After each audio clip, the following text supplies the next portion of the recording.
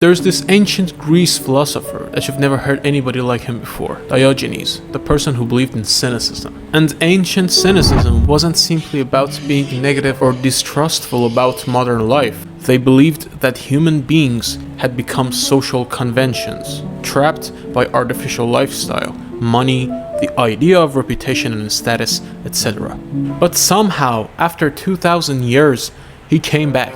Okay, you might say right now, like, what does Patrick have to do with all of this? Patrick is dumb, or some people even say that Patrick is the dumber version of a SpongeBob who failed in life. But no, Patrick represents a person who escaped societal norms. A man is rich in proportion to the number of things which he can afford to let alone. One of the things that Diogenes was and still is famous for is his lifestyle. He's famous for being a philosopher who used to sleep in a barrel, far away from any luxurious lifestyle. The point of the way he was living was not to simply be disgusting. His lifestyle was a philosophical demonstration. Instead of looking for materialistic things that 99% of others look for, he looks for good, healthy, genuine connections. And doesn't this behavior sound familiar? Look where Patrick lives. Look at what he owns. And Patrick seems perfectly happy with it.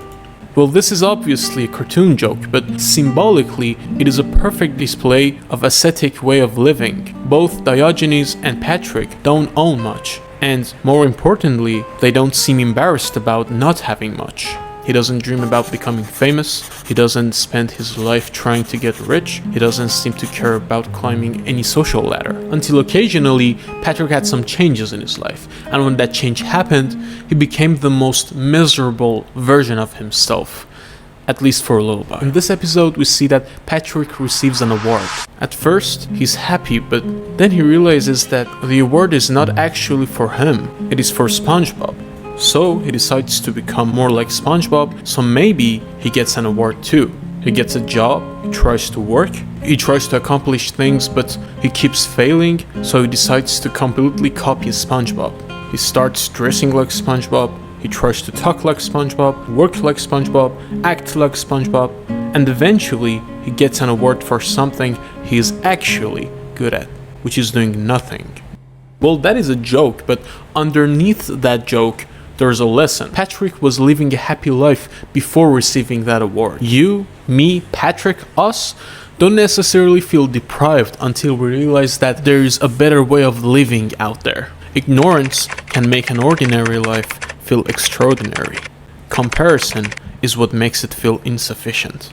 By the way, can you just subscribe? It gives me more energy to make better videos. In this episode, we see that Patrick is upset because SpongeBob and Squidward have jobs, so they don't have the time to play with him. So Patrick asks himself, why can't we just stop working and play? From an adult's perspective, this is a ridiculous question. You have to work, you have to make money, you have responsibilities on your shoulders. But Patrick looks at all this and just asks, why? That is actually a very Diogenean kind of question. Not because Patrick made a question that makes you say, dude, it's obvious why. Actually, if you think about that question in that way, and answering in that way, you make me realize that you're probably a little bit dumb. Patrick's question is not that simple. It actually questions our lives from the most basic possible layer. This whole discussion of this episode don't mean that we should get unemployed and become homeless. It tries to make us remember why we are doing what we're doing every day as a job. We do it for connections. Society has been built in a way that everyone has to have a job to be able to live.